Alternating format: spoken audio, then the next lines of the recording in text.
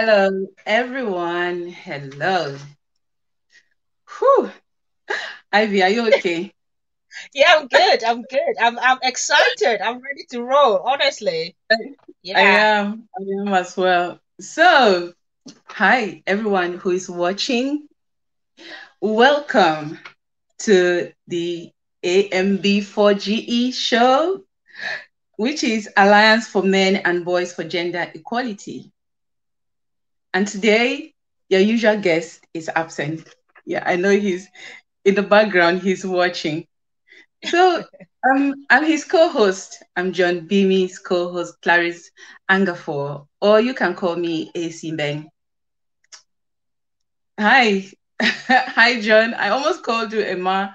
Anyway, welcome for what you're welcome to our show today. And if you're watching, you share, invite your friends, do a watch movie, watch video, watch party, whatever it's called, because what we are discussing today is a topic that's very important to each and every one of us, be you the man, be you the woman, be you the child. It involves each and every one of us. And this particular topic, it affects people in different ways. It affects the man differently, it affects the woman differently, affects the children differently. And even if you are living in an extended family, it will still affect you. So, what are we discussing today? We are talking about domestic violence and gaining strength to move on. Yeah, previously on the show, there's been a lot of talks on domestic violence. There's been talks on domestic violence and the effects on men, how men deal with domestic abuse. There have also been discussions on domestic violence and the effects on children. Then one of our guests, if I remember, her name is Florence Munter. She talked extensively and really brilliantly on the reasons why a woman will stay in an abusive relationship. And also she looked into some of the reasons why abuse actually happens and how it affects women. And as a continuation, this is still part of the domestic violence discussion. So, as a continuation from what has been discussed previously on the show, we are going to, Ivy and myself, we are going to talk about domestic violence still, its effect on the woman, its effect on the man, and when you've endured for so long in a domestic violence, in an abusive relationship, and you finally reach that point where you say, okay, now this is enough, I can't take this anymore, then you make that final decision to go, or that final decision to leave. This decision usually it's a very difficult one. It can sound even insane sometimes, because sometimes some people will say, after everything you've been through together, after all the children you've had, after all the whatsoever you've built together, then you are still living.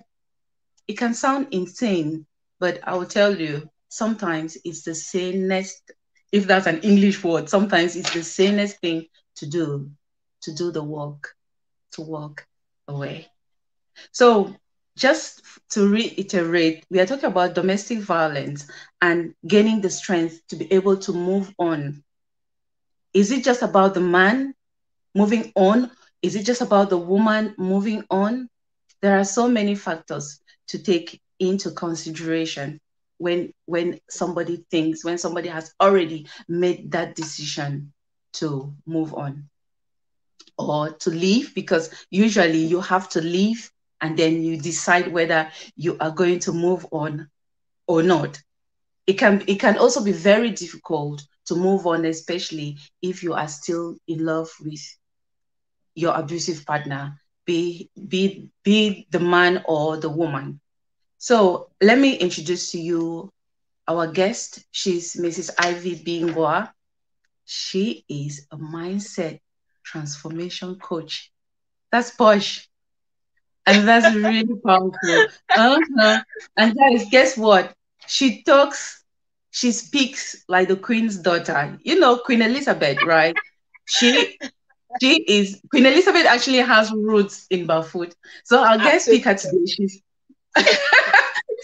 our guest speaker Absolutely. today, our guest speaker today is she's originally from Bafoot and she's based here in the UK with me.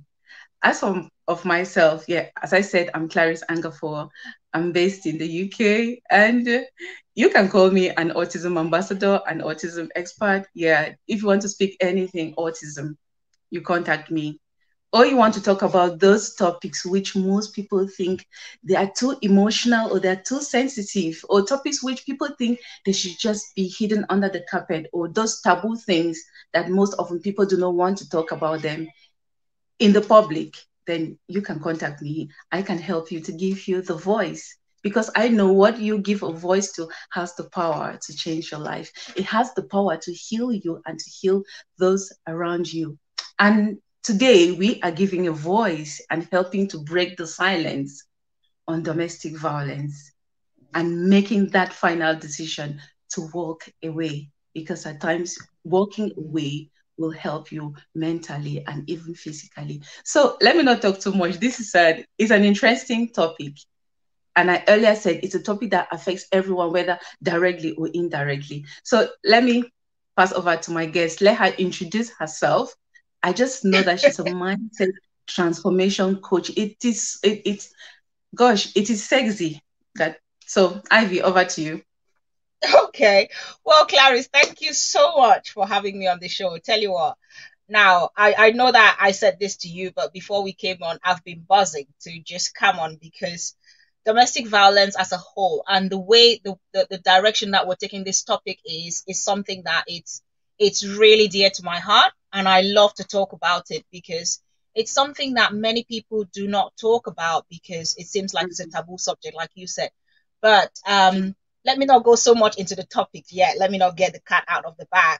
But Yeah. I am Ivy Bingwa. Some of you know me as Yvonne, some of you know me as Ivy, same person. I am a mom of three amazing children, and I'm a wife to one very lucky, handsome husband whom I love dearly. I am also a yeah, of course. Don't make me a statue. Okay, so I am also a mindset transformation coach. Now, when I say this to people, they're like, what does that mean, even?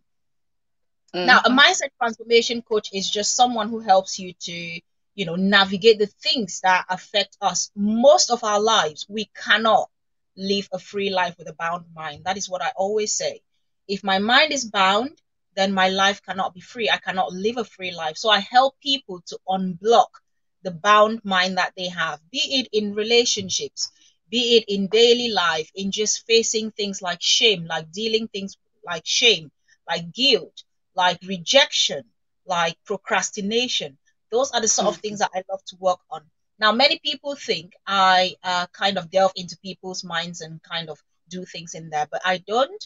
I just sit and ask questions and help you because so many people have beliefs about themselves that they grew up with.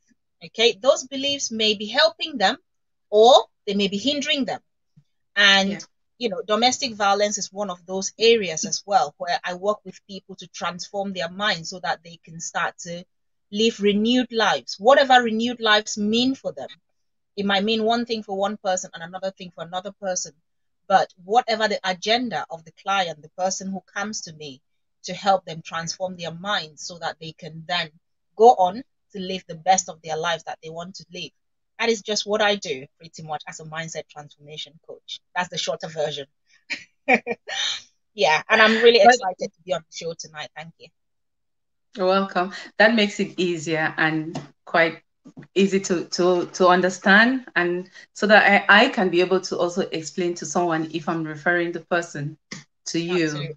Because Yeah. yeah, like I said, the title, ooh, it's posh. Guys, you heard her accent, you heard the way she speaks. Just contact Queen Elizabeth, let her come and carry her Of go. course, yeah. And I forgot Um, to say about that. Actually, the Queen has roots in Bafut. I come you from see. Bafut. You can go Mm-hmm. and argue with your ancestors why the queen does not have roots in your village, but definitely she does in my village, and that is why I speak the way I do. I'm tempted to say majority of my viewers here are from Com. Yeah, I'm in Nawai. Mm-hmm. Wow. From Com. Yeah, but you know, Yes. And so I always call Queen Elizabeth Nini Elisa. Mm-hmm. mm, So we will contact her after this. Are you guys ready? If you are watching, make sure you share. And you have any question, put the questions down here. Invite your friends to watch as well, because absolutely. there are some subtle things that happen in relationships, be it a marriage or boyfriend girlfriend relationship or partnership or what. There are some subtle things that happen which sometimes we don't, if we don't know about them, we may not know that these are signs of abuse or Yeah. or violence. So be very keen. You can actually get a notepad and a pen to write down a few things. So The teacher in me I was know gonna say that, but I held back a little.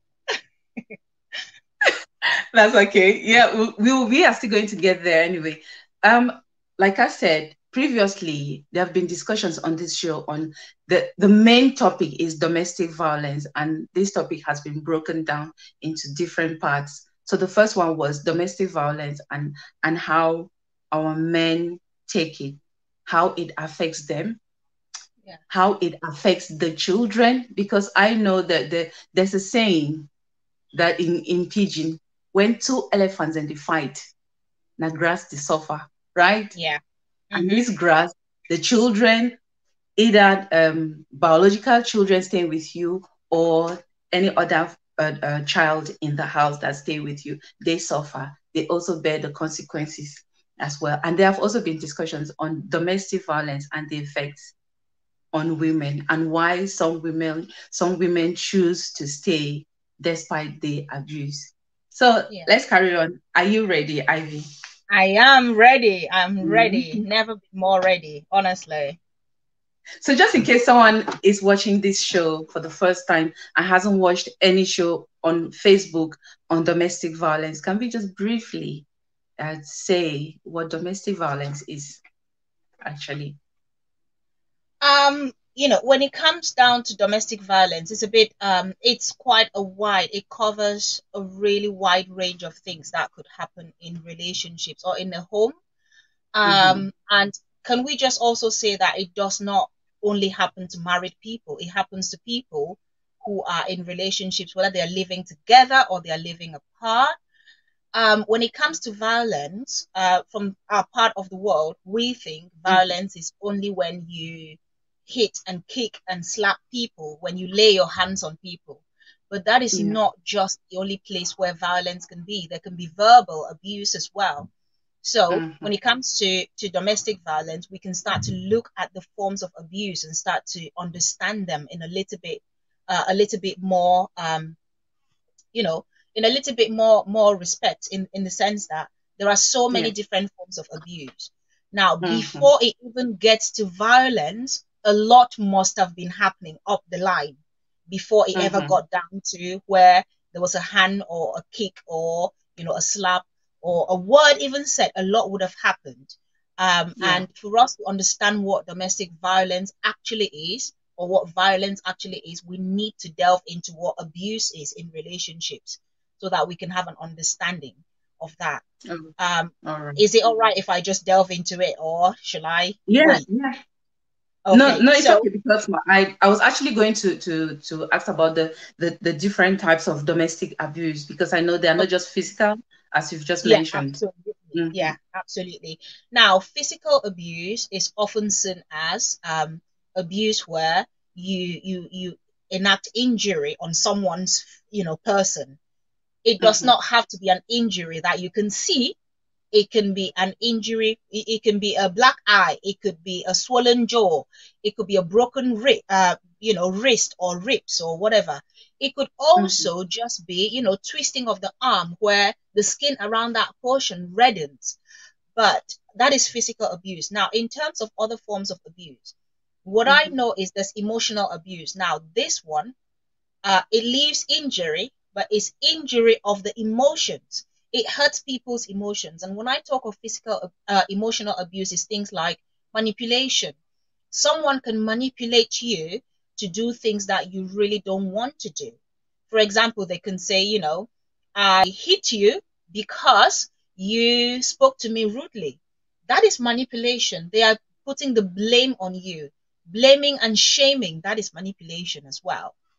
Then you've got also there's coercion.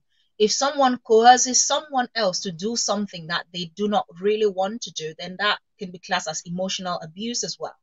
For Yeah. example, you can say maybe someone, tells you that if you don't, do this, I will not do that for you. That is coercion. That means it places a condition that you cannot back out of.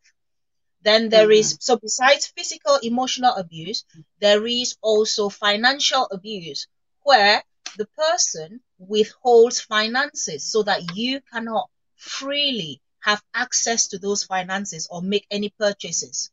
So, for example, they can withhold your bank cards, your bank account. They could, make it such that you cannot withdraw money from the ATM machine or whatever. So that is financial abuse.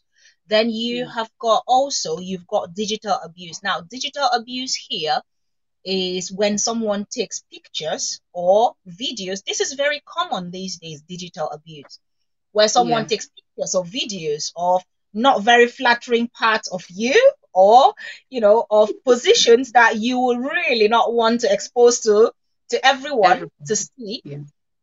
And then they use those videos and those images or those pictures to make you do what you really don't want to do, or they start maybe manipulating you, or they start asking for money and all of that from you. So that is Mm-hmm. digital abuse. Then, of course, you have got verbal abuse. Now, some people place verbal abuse under emotional abuse. You can place it there. You can split it up. It really depends on whoever, how you're looking at it. You've got verbal Yeah. abuse, which is the use of words. Now, when it comes to verbal abuse, can I just also say that here it does not necessarily mean the use of words. The use of body language as well can be classed as abuse, because there are some people who are excellent at silent treatment. I, these people, they will blank you for the world, for Africa, honestly. And silent treatment, when I was growing up, when my mom went silent, I was concerned. I knew that I Yeah. was in a lot more trouble than when she was speaking, when she was shouting and telling me off and all of that. I would rather she told me off than be silent when I do something. So some people use silent treatment as well.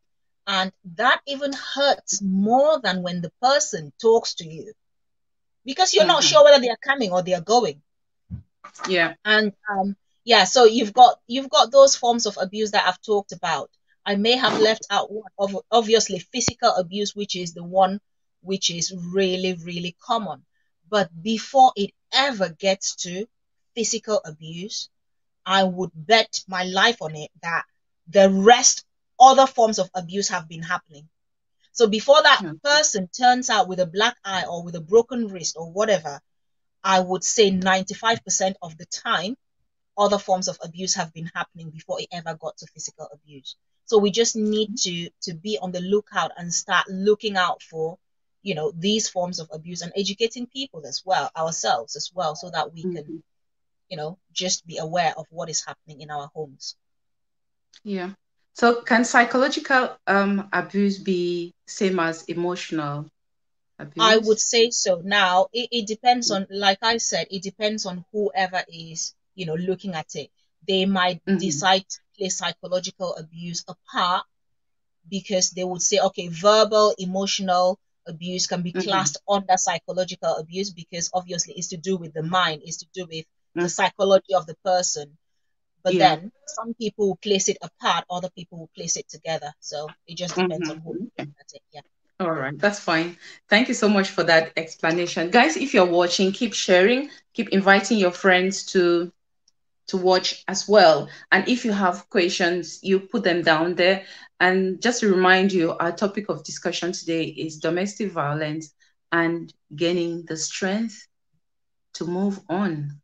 Actually, gaining the strength to live and moving on. because at times they can still leave, but they won't be able to move on. So Yeah. why would, and this one has been discussed on the show before, but I would like us to talk about it a little bit more. Why would a woman or a man decide to stay despite this abuse? There are Despite so many all you, reasons. yeah, despite all you've described, the insults, the physical, the financial, and why would they decide to still stay? Because from as an outsider, you may be thinking, why can't she just leave? Or why can't he just leave? Usually it is just leave, just take a thing, then go, just come out, go, No right? waka. Just waka, Yeah. leave the person for the meeting stuff out. But as easy as it sounds, why do they stay? Some of the reasons. It's hard. It's hard. Can I just say also that, we're not saying that at the first sign of anything that you think in your mind that is abuse, you up and go. We're talking Mm-hmm. about situations where it's been established that there's a history of abuse going on and it's still carrying on. So that is the case that we're talking about. I just like to make this clarification so that people Yeah. should not take it and run with it and think that, oh, those two women, they were saying that people need to, at the first sign of anything, you need to leave. No. Mm-hmm. But there's so many reasons why people decide to stay in this hamster wheel. I call it a hamster wheel because those hamsters, they just keep going round in circles. It's a hamster wheel. Mm-hmm. You pass Yeah. one thing, you get slapped today and you think, okay, you get promised that no, it's never going to happen again. You say, okay, fine. And then as the hamster keeps going up the clock, at the top of the clock, maybe you get kicked. And no, last time I slapped you, this time I've kicked you, so it's never going to happen again. Mm-hmm. And the cycle just keeps going. Now, I feel for people who are in abusive situations because there are so many reasons why they are not able to leave. The first one is, now this is not in order of importance.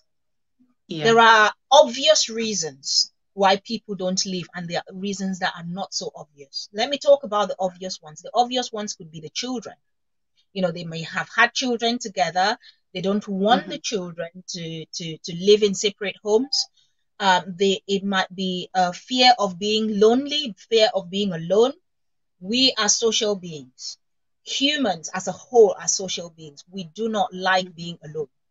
If you lock up a human being in a separate room all by themselves for a length of time, you're practically just killing that person slowly.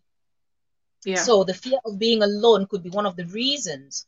The fear of being seen as failing could be another reason, especially in our African community where, marriage is seen as something, or relationships are seen as, if you walk out of this relationship, you have failed as a person. Yeah.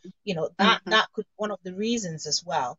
And it's often the pressure coming from family members, coming from friends, pressure that we put on ourselves as well. That could be, one of the reasons, the fear of being seen or the fear of being Mm-hmm. perceived as being a failure, either by our family members, our loved ones, our friends, ourselves. There's another one, which is, sometimes we think about the life that we have shared with this person. Now, when you share a life with someone like that, bonding happens. It could be the right bonding, it could not be the right bonding, but bonding happens. Whatever happens, bonding happens. If you are in a relationship with a person just for a week or two or three, talk less of years, you bond with Mm-hmm. that person on one level or another. So sometimes we look at this life that we've shared with this person and we're thinking, oh my goodness, we start looking at the really positive things that we shared with them, and we don't want to just up and walk away. We want to hang on to those positive things that have happened in those relationships, and then we stay there. So now it could be a fear of not of losing the house, of losing finances, fear of not being able to set up as an individual. If you were solely dependent on your partner, be it a man or a woman, for finances, Mm-hmm. you don't just Yeah. want to leave, because you know that the moment you leave, you are left with nothing. So, it's just, these are really obvious reasons, because people have to think about these things. If I leave now, where do I stay? Where, who looks after me? Who looks after the children, the finances, and all of that? Now, there are Mm-hmm. other reasons that are not so obvious, which is where my work comes in. Because the obvious things, we can see them, we can touch them, we can feel them, we can talk about Yeah. those. Mm-hmm. The other thing is in here, in the mind. It is in the mind. And so many people, majority of people do not leave because of that bonding that I talked about earlier. Now, this is Yeah. called trauma bonding. Trauma in itself is something that happens to kind of, destabilize you a little bit, make you a little bit Yeah. unstable. Not unstable as in going cuckoo, but unstable as in it turns your emotions upside down. It messes with your natural makeup on the inside. Yeah. Okay? With chemicals in the Mm-hmm. body, chemicals that make us happy, that make us sad, that all of that. Then when you bond to someone in a not so healthy way, that is called trauma bonding.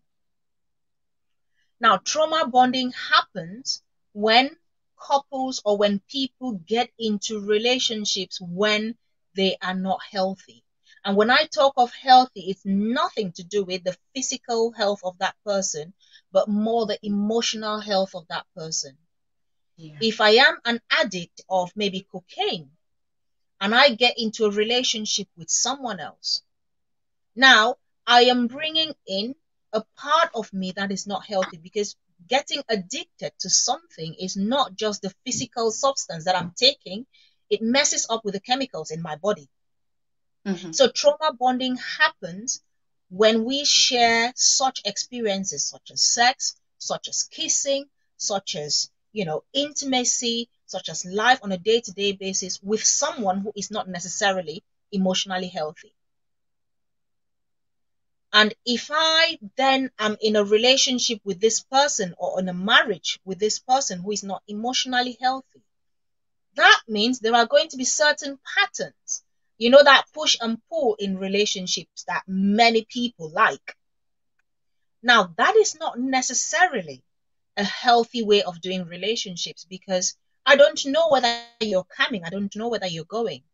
Obviously, Yeah. if someone is not healthy, they are prone to maybe addictions. And when I talk of addictions, it's not just alcohol, it's not just drugs, it's not just womanizing or having multiple sexual partners, but it Mm-hmm. could be just their way of doing love and relationships.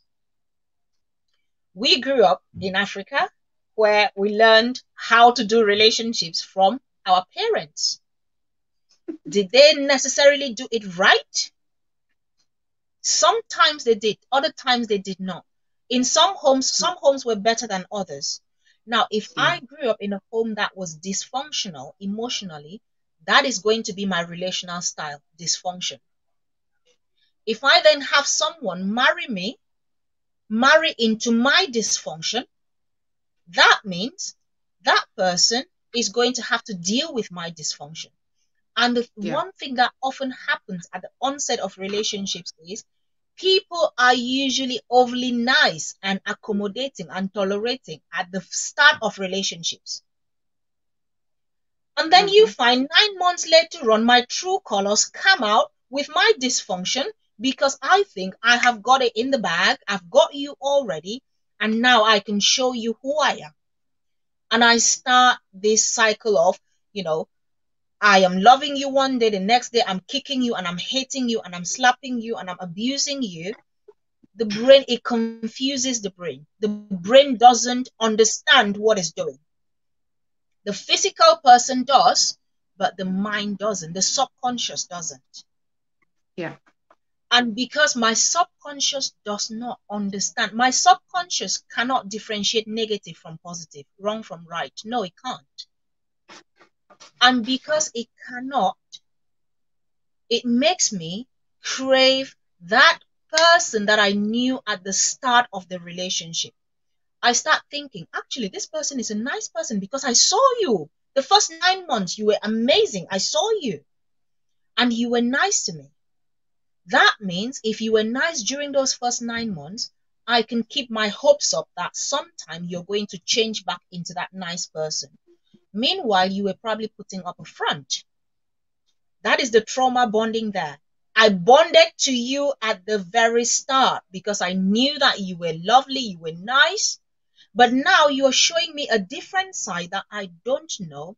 Even though it hurts, I still have the hope that you are going to become that person that you were, maybe week 1 or the first 9 months or the first few weeks. Mm-hmm. And I stay hoping that you're going to change. It's not changing, but I'm still hoping. And you find that people stay hoping for years on end, 20, 30, 40 years, 5, 10, 15 years. People stay for months on end hoping, fingers crossed, that it's going to change, even though they know they can see physically that this person is abusing me. But because of those hormonal changes, that addiction that you've got to that person already from the onset, Mm-hmm. you keep hoping. So that is the not so obvious reason why people stay, due to trauma. They call it trauma bonding in Mm-hmm. psychospeak. Yeah, All right. Oh, thank you so much for that explanation. So, which means, um, at times you get happy because this person has done one good thing, then you think absolutely. they've changed. Then Yeah, the next minute they do something bad or something which you are not happy. Then your emotions change. But I know sometimes some of the abusers, they may say, well, you are feeling the way you because you may get angry based on what someone has said to you, or you feel that mm, this person is emotionally abusing you. Will it be manipulation if you tell someone what you've done or what you've said to me has made me feel this way, and if they respond to you, well, you choose to feel the way you are feeling? How is that some form of an abuse or yeah, it manipulation? is. It's called crazy making. It's it's Mm-hmm. it's right down. It's just as simply as that. It is crazy making. Now, Mm-hmm. there are some abusers who are very, very wise in what they do. Mm-hmm. They, for example, if I call you stupid and you say you calling me stupid makes me feel, a certain way, I would appreciate it if you stopped. Then I come back to you and say, but if you were not doing this, I wouldn't have called you stupid. Yeah. So that is me trying to make you, first, to shame you for what you are doing. Secondly, Mm-hmm. I'm name calling you, I'm blaming you, I'm calling you stupid. Third, I am brainwashing you to start to believe that you're actually stupid. Yeah. And the moment you believe that you're stupid, you're going to start to do stupid things. And if you do another stupid thing, that then confirms the fact that I called you stupid. So some abusers are very, very skillful in the way that they abuse emotionally, especially that they abuse people. They make you second guess and doubt yourself a lot. And Mm-hmm. then they call you crazy. So that is crazy making. They want you to they make believe that you are not sane enough to take certain decisions. And that is why you find the moment I make you feel stupid, or the moment I make you believe that you are stupid, you will not want to take that decision to up and leave that relationship, because you always believe that you're stupid. So you're a stupid person taking stupid decisions. Mm-hmm. So that Or is manipulation. yeah, or someone makes you feel like you cannot live without them, or Yeah, absolutely. you can never survive without them. So in the long Mhm. run, you start believing that without this person, I am nothing. Without this person, I am lost. So you Yeah, continue absolutely. staying Yeah, in there. So yeah. is abuse prone to particular race? Do you No, know? no. I would say abuse is a universal thing. It's a global thing. It's Mm-hmm. not, there is no one person or no one race or no one country where you can say, these are necessarily, abusers. No, it's a universal thing. And Mm-hmm. it just stems down to childhood upbringing. I Yeah. talk a lot about this because Most Mm-hmm. of us, most of our lives, we learn how to become emotionally sound adults from childhood. And if I Mm-hmm. miss that, if I miss learning how to become an emotionally sound adult in my childhood, I am likely going to not become emotionally sound. Now, I know that for many people, I often say for many people, when they go to look for partners, they think, oh, how old are you? You know, are we compatible in our height, in our, skin color? Are we going to have beautiful children? Are we going to, you know, Mm-hmm. but when I go to, well, not go anymore, but when I was much younger, when I went to look for partners, I looked for people who were emotionally mature. Mm-hmm. Age has nothing to do with emotional maturity. Yeah. And a person who is emotionally mature is that person who will sit there and take feedback and tell you, I'm sorry for calling you stupid. I was, I take full responsibility. I shouldn't have done that, and I'm sorry. End of. But Mm-hmm. person who's not emotionally mature, the person is going to tell you, well, I call you stupid because you did this and this and that, and that makes you a stupid person. And so emotional maturity is very, very key, and people learn to become emotionally mature in childhood, and parents need to start putting in that effort to make sure that their children are emotionally mature by just teaching them you know things to make them emotionally mature. For Mm-hmm. example, sometimes not calling children stupid because they have spilled a glass of water, or not calling them clumsy because they've spilled a glass of water, but Yeah. saying that, this was an accident. Could you clean it up, please? Or not asking children what is wrong with you, but asking Yeah. them what is the matter with this situation. So, Mm-hmm. yeah. Well, that's brilliant. Thank you. Before we move into how we can identify this, how an individual can identify some of the signs of this abuse, Hmm. let's just quickly mention some of the causes. What are those things that can cause a violence, abuse in a home or in a relationship? Like you said, abuse does not only happen to married people living together; it happens to couples or to it. I think maybe even friends. It does, yeah. Mm. It happens Yeah. to even friends. Yeah, Mhm. it So does. what are some Any of the but relationship. in but in this case we are talking about domestic Yeah. abuse. Yeah. So what are some of the causes? I think I would say this might not be an exhaustive list, but Yeah. the first thing, the number one thing that rings, alarm bells for me is childhood upbringing. Yeah. It is childhood childhood upbringing.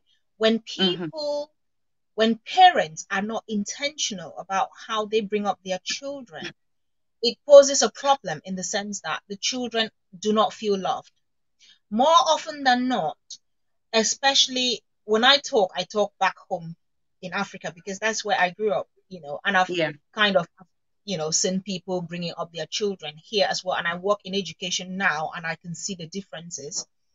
Mm-hmm. When you see a child who is brought up in a home where they are loved, and when I talk love, I don't mean they are given everything they want. No, No. in a home that is balanced between and nurture and consequences. There's love, there's consequences for actions that are done that shouldn't have been done. There's a balance there. Okay, Mm-hmm. when you find a child who grows up in such a home, you find that that Yeah. child emotionally is stable. But when you find a child who grew up in a home where either they were placed on a pedestal, like children who were overly petted, who were spoiled.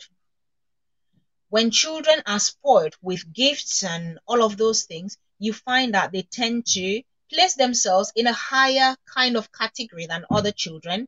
And they believe Mm-hmm. that, well, I am deserving of this, so you have to bend your back over backwards for me.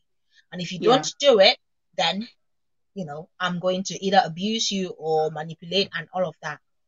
Also, you find that children who grew up in homes where there was a lot of shaming, they tend to internalize that shame, Mm-hmm. and they grow up starting. Shame is, looking at the person and telling the person that you're bad, rather than looking at the person and telling the person that you did a bad thing. They are two Mm-hmm. different things. When you Yeah. tell me that I am bad, that means I'm condemned. There's nothing that can really change me from a bad person to anything else. But Yeah. if you tell me that I broke this plate, therefore it is a bad thing that you did, then I can take the behavior away from me and Mm-hmm. make amends for that. So Okay. children who grow up in such homes where they are constantly shamed, they embody that shame and eventually grow up might become abusive. Mm-hmm. I'm not saying that they will, but they might be. Yeah. Okay, it gives, a higher possibility of them becoming abusive. So that is that Mm-hmm. with childhood upbringing, and also children who were constantly being loved conditionally. When I say so, especially children whose parents were like these children who are into athleticism, like children who are quite athletic, who played football, like, an outside sport and all of that. Mm-hmm. More often than not, these parents place the love of that child on the fact that they are succeeding in those things, either in academics as well. Yeah. Those children start looking at love being synonymous to success. When they leave the home and they are not succeeding anymore, they are likely to take it out on other people.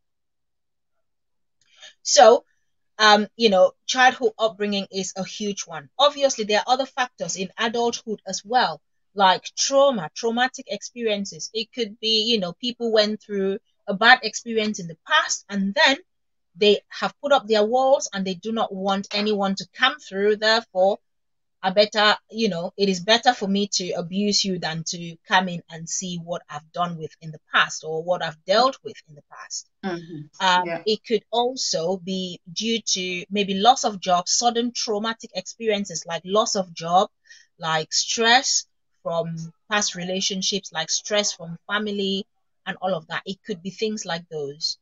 Yeah. And because sometimes we are in such situations and we're unable to actually tackle those situations in a mature way, we tend Mm-hmm. to take it out on other people. Now, those are Yeah. some of the things that could cause abuse, people to Mm-hmm. become abusive. Also, sometimes it could be a lack of emotional intelligence as well, a lack of emotional maturity, Yeah. because some people just cannot process their anger really well or cannot process, their pain really well. It could be drugs, it could be addiction, it could be alcohol as well that places Mm-hmm. those people in a place where they become abusive. Yeah. And statistics show that the COVID pandemic has actually or one of the effects COVID has on individuals. It's increased the rate of domestic violence Hmm, on both men I'm not surprised. and women. Yeah. And also from the past, I think I've heard quite a few people who have gone through domestic violence. They blame their parents for it, especially if a man grew up in a family where his dad used to beat his mom. Yeah, some of them tend to pick up what their dads used to do. And Yeah, yeah, and for everyone to know, sometimes it should not even be sometimes what we expect to be role models to our children. We have to be our children's role models. So whatever you yeah, do, they see, and they learn more from what they see than what you tell them. So yeah, absolutely. if you are being abusive or you're not treating the other partner well, our children, your children are picking that up, and it may Yeah, affect them in the long run. Yeah. So thank you so much for that. So are you ready for us to go into living, yeah, gaining yeah, strength I and am. moving on? I So am. I am. there's this saying I've heard quite a few. a few women say that before a woman physically leaves a relationship, she had already left emotionally and even psychologically. How true is this? Do you believe in that? Have you heard about it? I have. Mm-hmm. I have.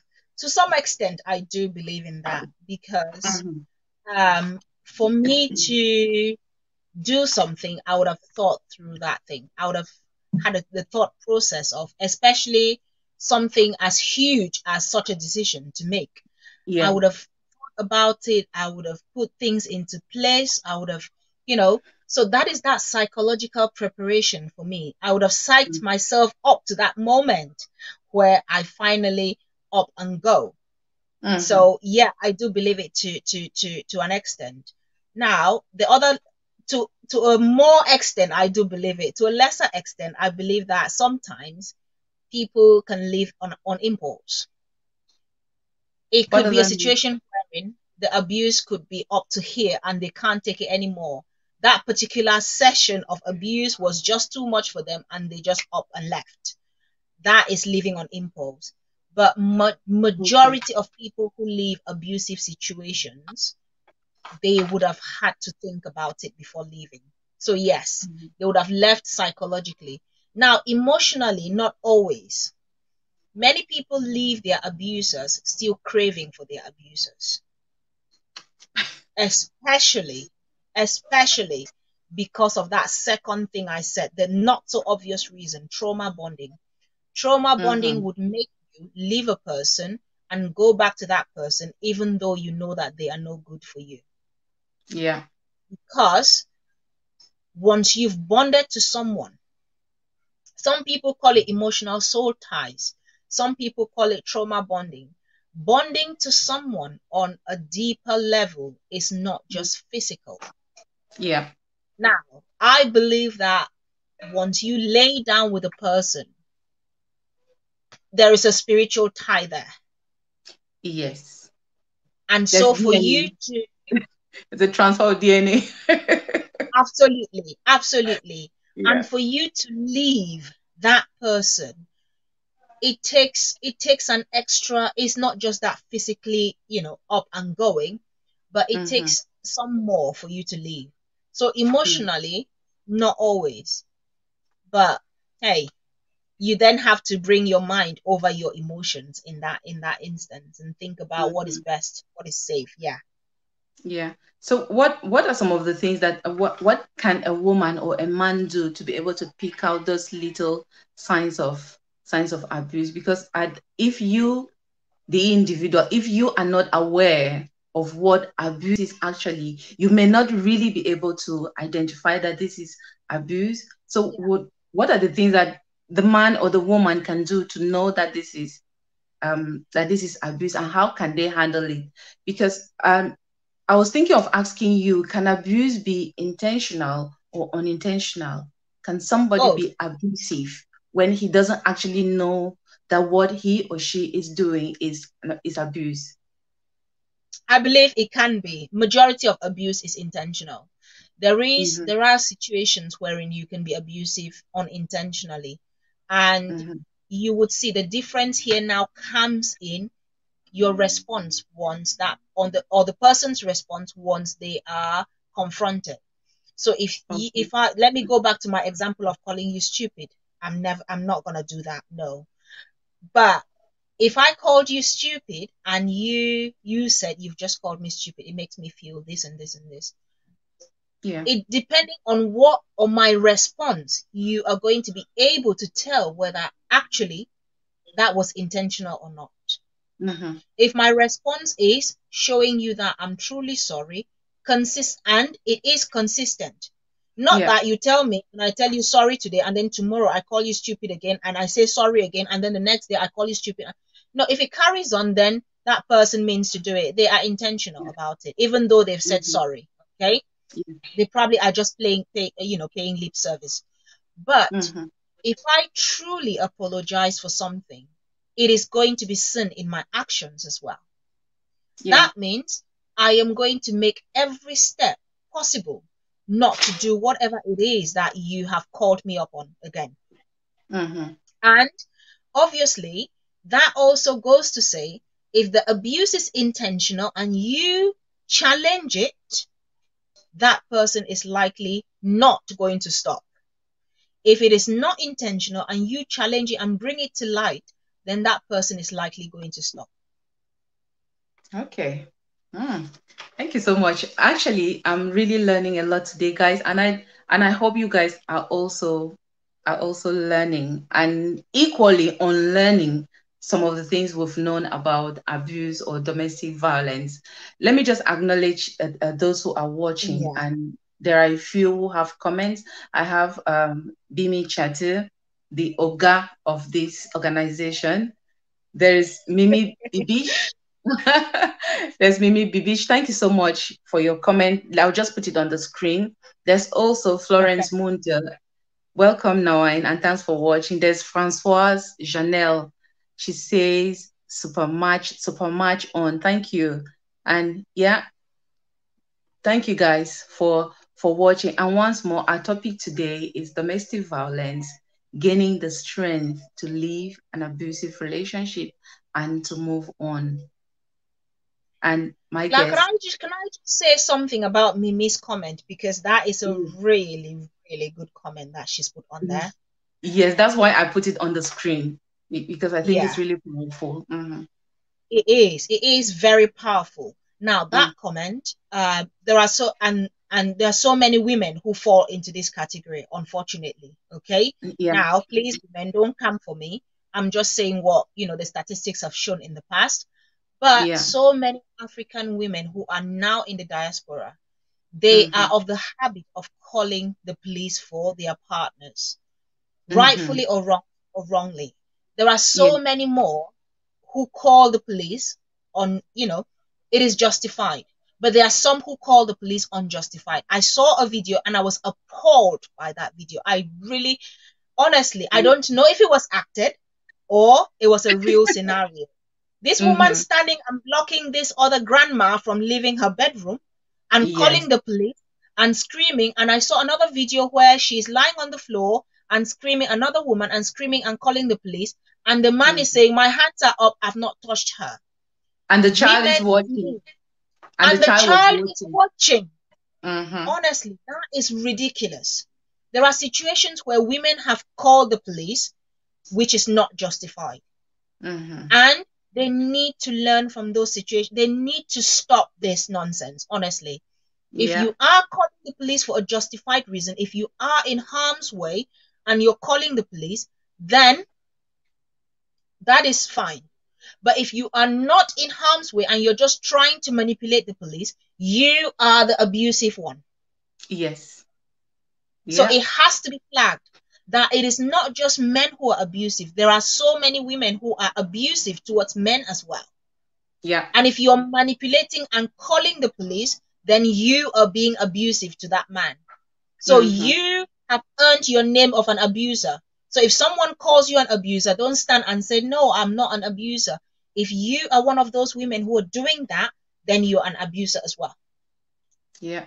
Which is why I indicated at the beginning that this we are talking about domestic violence, gaining the strength to leave an abusive relationship and moving on. It's not only about the woman, it's also about the man.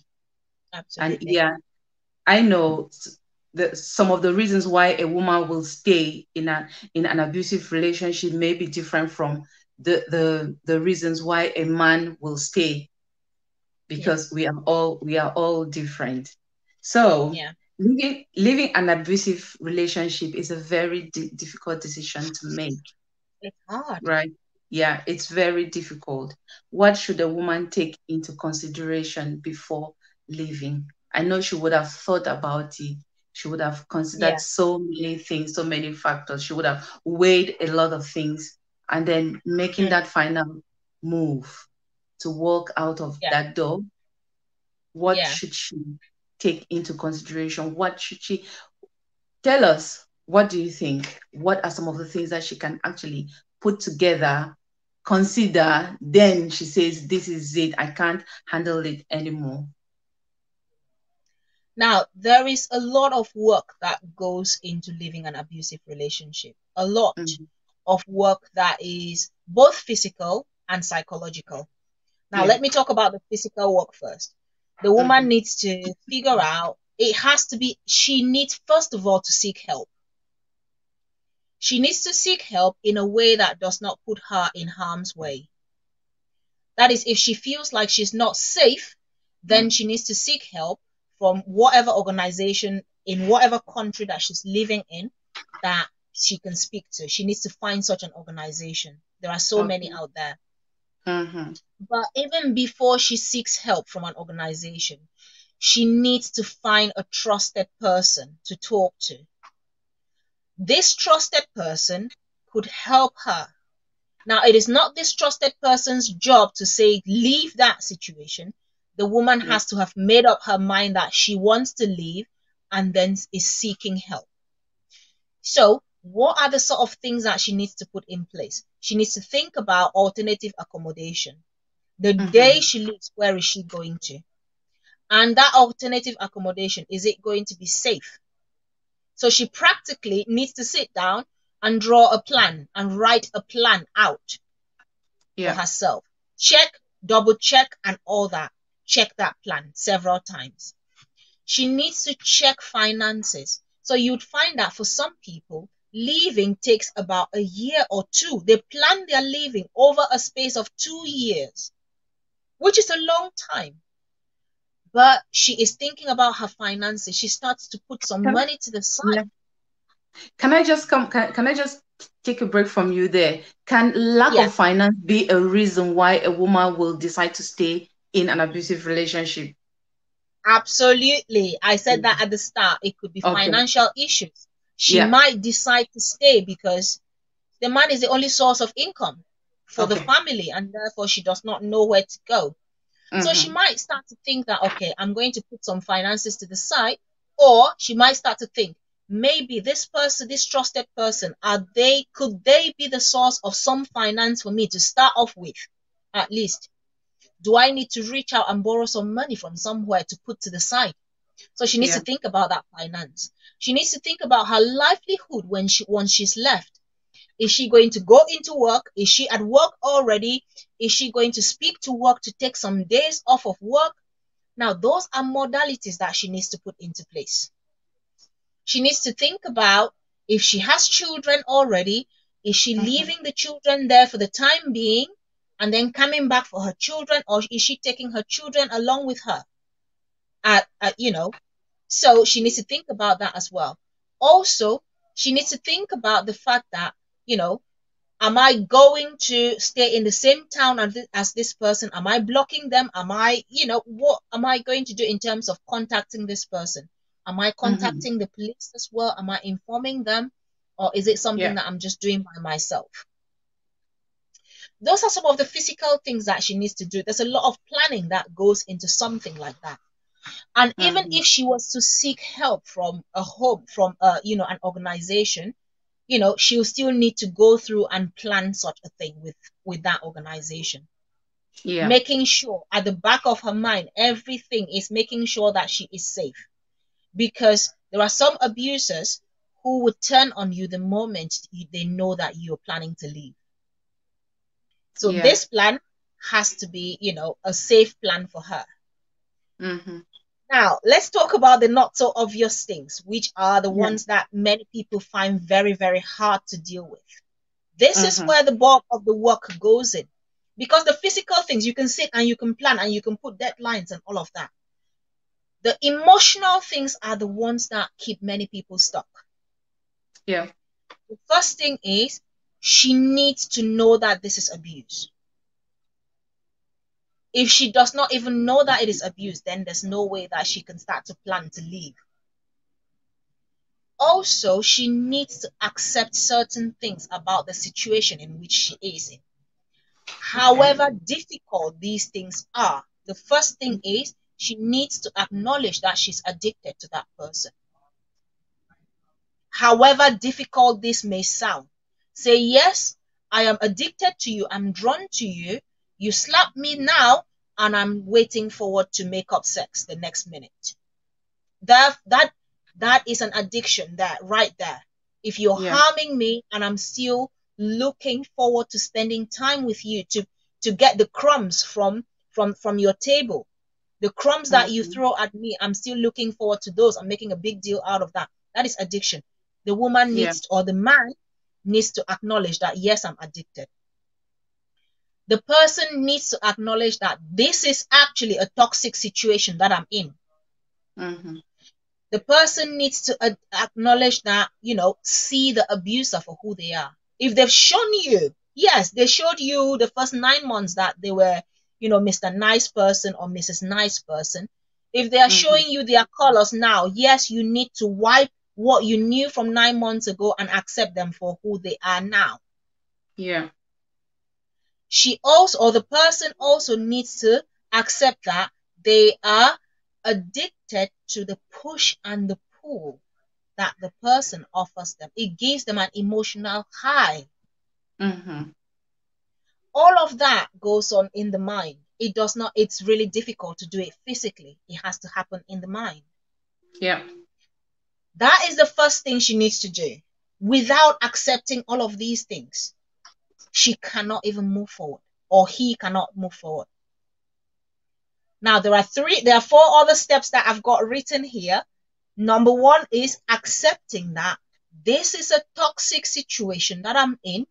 I am addicted to this person because even though they are doing me wrong, I am still here loving on them Mm-hmm. and looking forward to the next breadcrumb they are going to throw at me and maybe tell me that, you look beautiful today. And then I'll use that one sentence and celebrate it for the rest of the year Mm-hmm. and forget The about bite, every other kick and slap yeah. and thing that The done to bite me. and the blow. The bite Except to. that's yeah, yeah, biting and blowing. Yeah.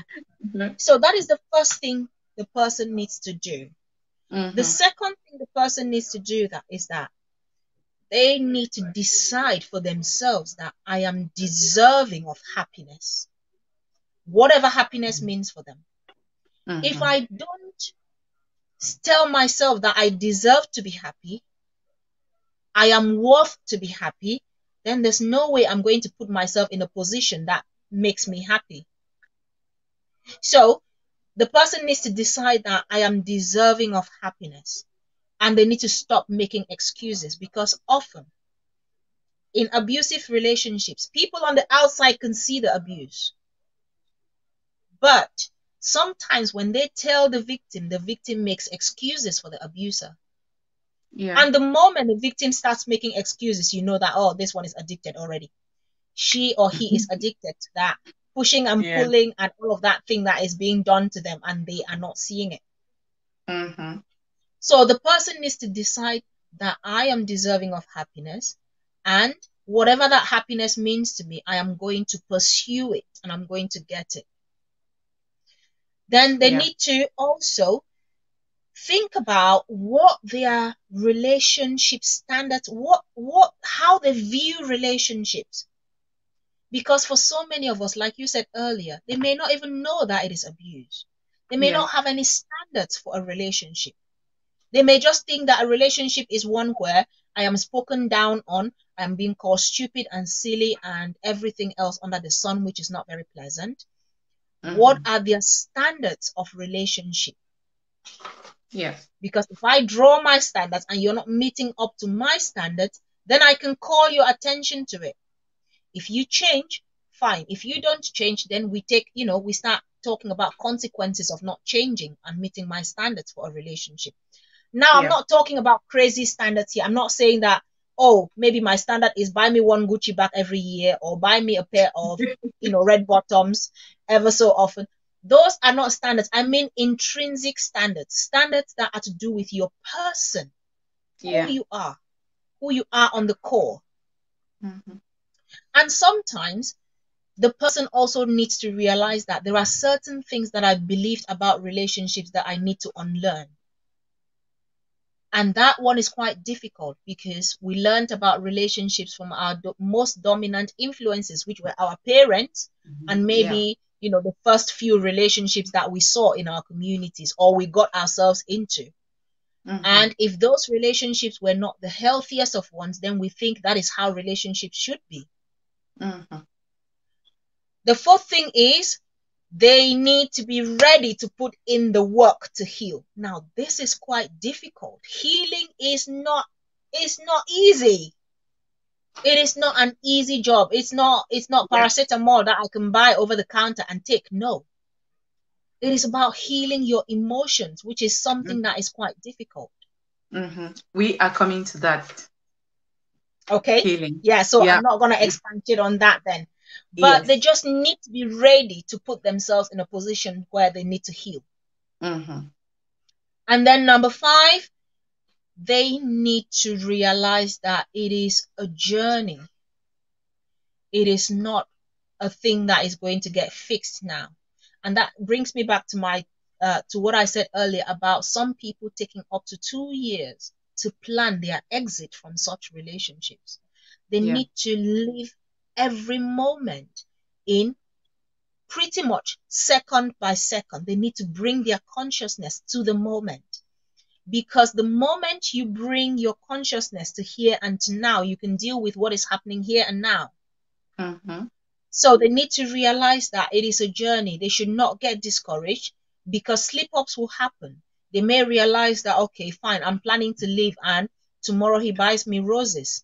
And well, I just sabotaged my leaving because he bought me roses and then I ended up in bed with him again. You know, if you realize it's a slip up, so what? We're all humans after all. So even if they realize that it is something that it's a journey, they should also know that there might be slip ups, but the end goal is more important than whatever slip ups I've had to go through right now. I don't know if Yeah. that makes any sense, but those are 5 things that are not very obvious, Mm-hmm. besides the ones that I said that were really, really obvious about putting the plan and all of that. Yeah. Thank you so much. And we have been on the show for 1 hour, 7 minutes, and we are Oh, gradually moving on to the final part of our discussion today. I just want to appreciate everyone watching. And if you've not shared, just make sure you share, because we are all learning. We don't know, each and every one of us, we are not all knowledgeable. So even if we know, there's still one thing which we can pick from this discussion today. Yeah, making that final decision to leave is one thing. Moving on after leaving is mm, another thing. So now, mm. what are some of those strategies a woman or a man can practice in order to lead a healthy and a happy life after a breakup due to abuse? Um, Healing. Oh my goodness. Wow. Healing is one of those things that, tell you what, when I think healing, I think hard work. That is all I think about. Yeah. Because it's healing our emotions is not something that we are used to. And even if we're used to, it's still uncomfortable. It's very, very uncomfortable in the sense that it's Mm-hmm. not tangible. You can't touch it. You can't fix it with a simple, Tylenol or paracetamol or whatever. That Yeah. is not it. Healing is a process, it's a journey. And what works for one person may not necessarily work for the other. Yeah. Now, when I look at healing, I think about 3 different aspects of healing. I almost split the person into body, mind, and spirit. Yeah. So for you to heal, you need to heal all of these 3 aspects of yourself, because the way I see human beings, I as a human being, I've got a body, I've got a mind, and I've got a spirit. I need to heal Mm-hmm. my body in the sense that I need to start watching what I'm eating, because often when people are stressed and in situations like domestic violence or abuse, they tend to neglect their nutrition, their diet. So I need to feed my body the right nutrition so that I can be physically strong and healthy to focus on what it is the next step of my life. I need to incorporate exercise because exercise helps to secrete some of those happy hormones in my body Yeah. to put me Mm-hmm. in a fit state. And when I talk about exercise, notice I've not talked about weight loss at all, because it's not about weight loss. It's Yeah. about being in, feeding your body the right nutrition and the right amount of exercise so that you can stay healthy. Yes. Now, that is the brief about healing the body. Also, thinking about looking after your personal hygiene, and sometimes people neglect themselves because they are going through, traumatic experiences. Thinking Mm-hmm. about, looking after your personal hygiene, looking after your person as a whole, maybe Yeah. going for a spa or doing things that you love to do. That Yeah. is part of healing the body. Now, part of Mm-hmm. healing the mind is about a change in mindset, pretty much, which is where my work comes in there, Yeah. because it is about changing your mindset. It's about pretty much looking at your life from childhood and asking yourself certain questions.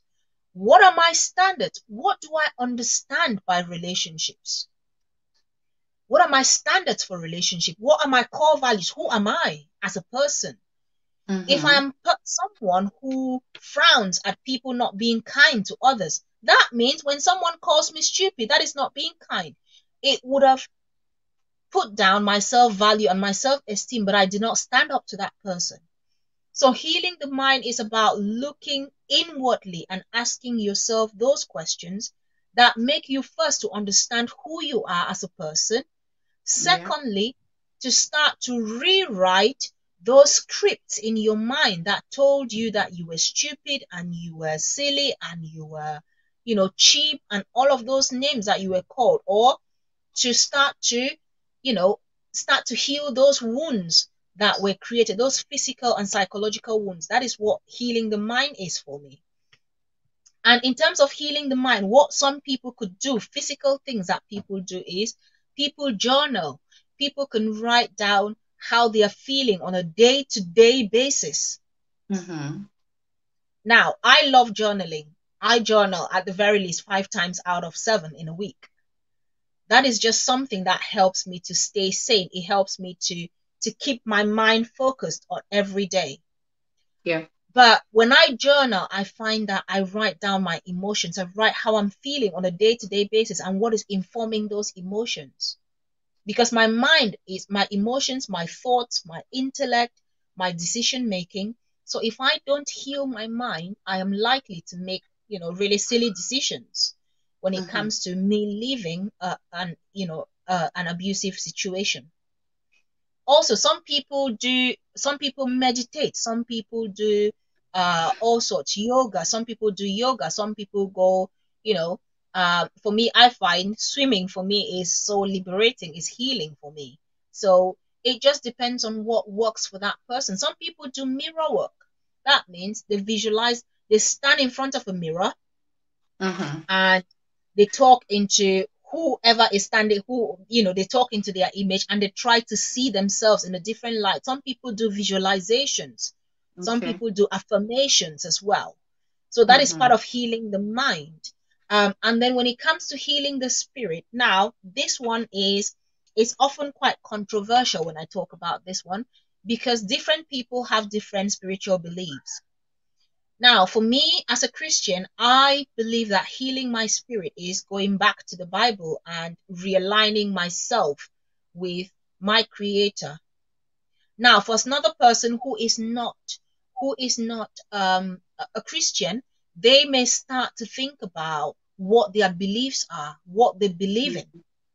Yeah. and realign themselves with their beliefs. So that is part of healing the spirit. Also, when I heal my spirit, I remind myself, I kind of link the body, the mind, and the spirit in a way that it reminds me of the order in which love has to happen. Mm-hmm.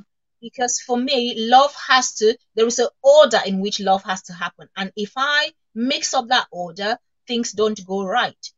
Love has to happen from, for me, loving God comes first, loving myself comes next, and then loving another comes at the bottom.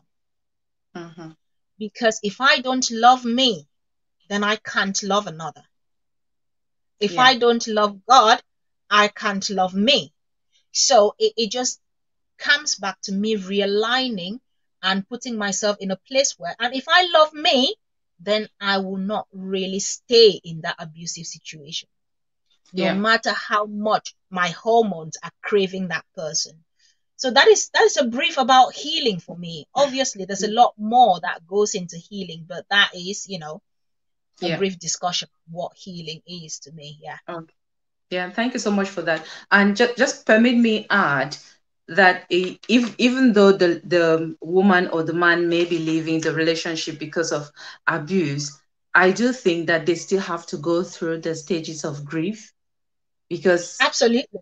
Yeah. maybe before you leave you would have actually been in that denial stage that Mhm. no, this cannot be happening to me, this cannot be my man or my woman treating me this way. Then Mm. you obviously go into that stage of getting angry with the way you've been treated, or whatever has been happening to you. Then you go through Yeah. bargaining, and then depression as well may Oh, equally kick in. Yeah, it may kick in yeah, at depending on how much that the traumatic the trauma has actually affected you, then before you get yeah. into that stage of acceptance. So does it mean that before a woman or a man finally make that decision to leave, they would have reached that acceptance stage, or do they grieve before, or do they grieve after, or it can happen at Now, any time? it is, that process of grieving is quite fluid, isn't it? It's not that I Yeah, have to do this step first, before this one, before that one, before yeah, that it's one. not linear. It, Uh-huh. it is Yeah. really fluid in such a way that sometimes you grieve by accepting, by denying, Mm-hmm. accepting, and then you find that you go back to denial about certain aspects of that relationship, and then come back to acceptance before you Perfect. start moving on. So Mm-hmm. it definitely, they have to go through that grieving process. And that is why Yeah. I started by saying that number one is accepting that, That's part yes, of the feeling. Okay. this is what is happening to me. Because prior Mm-hmm. to that, prior to them leaving, they would have been in denial. They have Yeah. to accept that this is what is happening to me. And it Okay. does not have to come from another person, it has to Mm-hmm. come from within, from them. Because even if their family member comes and tells them that, oh, look, this your situationship that you're in here, it is an abusive one, they'll tell you that no, it's not. Uh-huh. It has to come from them. They have to accept that, yes, right now I am messed up and I need to do something about this. Once Mm-hmm. that acceptance has started, there Yeah. is really, more often than not, there's really no way for that person to go backwards. That Okay. person can only keep going forward, if Mm-hmm. that acceptance is true and genuine. Yes. Unless some dramatic thing happens, but it's quite difficult for that person to then go backwards. And of Mm-hmm. course, like, it starts with self-awareness as well. You need Yes. to know. After you accept, you need to then look inwards. Who am I? Who is Mm-hmm. this person stood in front of Yeah. this mirror? Who am I seeing? I need to see past what they are wearing, their makeup. I need to see past everything and just see in them, see what their Mm-hmm. core values are. Yeah. What do I know about relationships? So that is that self acceptance, self awareness as well. Yeah. Also, during times like those, there's a lot of self parenting. Now, I do parent myself quite a lot. I don't parent just my children, I parent myself quite a lot. So Yes, you love. would often Yeah. find me asking myself the questions that I Questions ask that my I ask my clients. client. And, sorry, I don't know, there was a thing there. And writing down the answers. So, um, Hello? you know, yeah, can you hear me? Can you hear me? Your volume has Yeah, gone. Can you hear me? yeah, I can hear you. Oh, what has happened now? I don't know. Good. Can you hear me I now? think, yeah, I can hear you. A call was actually coming in, so I don't know what Oh, happened. It okay. took away my volume. Can you hear me actually? I can hear you. Yeah, I can hear you well. Okay, let me. Can you hear me now? Yes, I can hear you. Okay. Yeah, let's continue. I can hear you, but though faintly. So we continue. I'm also mindful of the fact that you have your session coming up this evening. So Yeah, I okay. yeah, we don't want I to take see. all of your time. Okay, So that's fine. But can you hear me? Can you hear me well now? uh-huh. Yeah, we continue to the last part of our session today. As a Okay. mindset coach, right? What would you advise a man or a woman to do after they've left? Is it advisable to immediately get into another relationship, or what can they do? I know we've already talked about healing. Yeah. Is No, it no, is it no, please. advisable? Whatever happens, whatever happens, do not jump into a relationship. Whatever happens. Because the reason why I say this with, the best intentions for that person, but also the fact that they need to heal. Because Yeah. if you do not heal, you will bleed on someone who did not cut you. With the very best intentions, we get into relationships and we don't want to be abusive, but you find that this person says something and then you think, oh, wait a minute, that is the same thing I heard from the other person, from my ex, or from the other person who abused me. Therefore, you want to abuse me as well. So it is really, really important as a mindset coach that when you get out of a relationship, take your time, heal all your emotional, psychological, physical wounds before you can get into another relationship. And when you have healed, you can be able to enjoy that relationship, because me not being healed, I will not be able to give 100% into the next relationship. I cannot Yeah. love another whilst I'm still holding a different person in my heart. Be it holding that person in love or holding them in grudges. If I hold a grudge in my heart about an ex-partner, I cannot love a new partner wholly. If I hold an ex-partner in my heart in love, I cannot love a new partner. So it is really key that we heal before we get into new relationships. And at the moment, I am working with someone who is in that process of healing as well, who is healing from a past relationship before they can get into a new relationship. So, as a mindset coach, when I work with such people, what I do is I ask questions around their value systems, about how they view relationships, what they deem are successful relationships or good relationships, and then compare that with what they lived in the past. From doing that comparison, they can see that, okay, moving forward, when I get into a relationship, these are my standards. So I help the clients to then come up with their own standards. I don't impose my standards on them. They have to come up with those standards for themselves, because they are fundamentally the ones who would then go on and be in those relationships, not me. So whatever happens, it is a no-no, a big no-no. You don't get into a new relationship when you've not healed from the cuts of the past. Thank you so much. And just before we conclude, I just want to acknowledge everyone who has been on the show for 1 hour, 24 minutes, and 4 seconds, watching, learning, interacting, sharing, and inviting people to watch as well. I know I've learned a lot on this show today, and I hope each and every one of you've learned as well. Ivy, do you have a last message to give out to anyone who is in an abusive relationship now, someone who is contemplating on leaving? But do we know, is leaving always the best thing to do, or does it depend on individuals? Just give us your final word, then we'll round up. Um, Final words in terms of, is leaving always the best thing to do? Yes and no. Yes, because once the person has, acknowledged and identified that it is definitely an abusive relationship, then living is the best thing. But it is nuanced there because so many of us, what we call abuse could have been fixed if only we spoke up, if only we challenged it.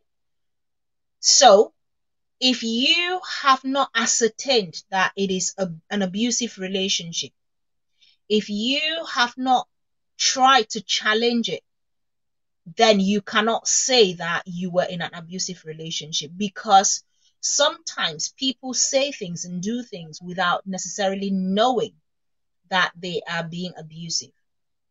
So, like the stupid example that I said earlier, still, if I called someone stupid and they challenged me and I did not know that it hurt their feelings and I stopped, then I can't really class that as abuse. I can say it was a mistake that was made and that mistake stopped. So, is living always the best thing? Yes, if you've ascertained without an iota of a doubt that it is an abusive relationship. Yes, because there is no point staying in a relationship that is abusive, even if it means you leaving and then, coming back much later on if things have improved or if things have changed or whatever. But if you haven't ascertained that it is an abusive relationship, then living is not always the best because you're not even sure if it's abuse. So it comes down to education at the end of the day. If you do not educate yourself about what classes as abuse, what counts as abuse, how you feel when you're in an abusive situation, then you cannot really tell. So I often push more for education so that people are awareness, education, so that people can then make those informed decisions. Because without knowledge, my people perish, you know. Thank you so much. Thank you. I really appreciate the time, your time for today. I appreciate the fact that you accepted being guest on the show today. Oh, I've And had a once more, ball I'm before. Clarice Angafor, co-host of the AMB4GE show. Main host is John Beanie. He's someone I've known since he was a little boy. You'll be laughing. You'll be laughing now. So I just want to thank you guys for accepting me for being to be the co-host on this show, on this page. I hope you've learned a lot. One of the things to take home is be you the man or the woman, you have to accept that there's an abuse. You have to make a conscious decision whether you are leaving or not. But you also have to do a self examination. You have to do some Absolutely. healing as Yeah. well before you really move on. Because there are some who leave an abusive relationship, but they can't move on because of the emotions which are still there, because they still have the feelings, they still love their abusive partners. So it has to be a conscious decision. That decision to leave has to come from you, not from someone Yeah. else, because it is you Mhm. are the one who is living in that relationship, who knows exactly what is happening. You have to give Yeah. yourself time to go through those emotions that come with a divorce, that come with a separation. Yes, you have to also forget about naysayers, because people, friends, family members, they will have their own opinion, but you were the one hurting. You were the one in that house, enduring, going through whatever was happening there. You have to think about your health, both physically and mentally. You also have to think about the children whom the two of you have given birth to, and also think about their well being. Is it Yeah. that staying is going to be healthy for yourself or for the children? Is it that you want to stay in the abusive relationship to take care of your own self or to take care of the children? Sometimes leaving is the hardest decision to make. It sounds so insane, especially with our African culture where there's a lot of attachment. on marriage. Some even regard marriage as an achievement. Yes, we live in a society, in communities where single women or single mothers are downlooked because they are single. Some privileges are being taken away from them. Are you afraid to leave an abusive relationship because you don't want to be associated, as you don't want to be called a single mom or a single person? You have to think about your health physically and mentally. You also have to think about the rest of the family, because when you are in that abusive relationship, whenever you are being hurt or it's affecting you, it is also affecting your own family indirectly. So at the end of the day, the decision is yours, be you the man or the woman. The decision is yours alone to leave. You can get advice from people, you can seek help from so many places. You can listen to shows like this one, you can hear what we have said so far. But at the end of the day, the decision has to come from you. You have to take your two legs and decide whether I should walk away or I should stay, try to amend, or continue being abused. So, this is the end of our show today. And thank you once more for giving us the time to listen to us and learning. And if you have further questions, which maybe you did not remember, you can write them here, because we will come back later and go through the comments and try and reply. So if you want to get in touch with Ivy, you can check on Ivy Rose's Corner. Ivy, I Ivy think you Rose's can Corner. actually tell us how they can contact you. Okay, right. If anyone wants to contact me, they can email ivyrosecorner@gmail.com. That is my email address. Or if you want to get in touch with me on Facebook, search Ivy Rose's Corner. That is my Facebook page where I do Sunday live shows. As I'm coming off this one, I'll probably be doing another one from 6:30. Come and watch as well. I'm talking about shame and guilt. Um, and you can find me Ivy Rose's Corner and then send a message. I do often come back and respond to those messages once they are sent. So yeah. Thank you so much. And if you want to get in touch with me, you can check on my Facebook profile, AC Mbeng. You can actually check on the page, The Voice of Hope with Clarice Angerful. And also, there's a page called Can Abilities, Autism Acceptance at Can Abilities Foundation. It's an autism charity, UK registered. And there's a Cameroon um, branch coming up very soon. So you want to contact me for anything on autism, I'm available. So you can get in touch with me through any of the pages, or you get in touch with John Bimi, who is the founder of AMB4GE, and he will give you my contacts. So stay blessed, stay tuned, and see you again next Sunday. Love you all. Bye bye for now. Bye bye for now. Thank you all.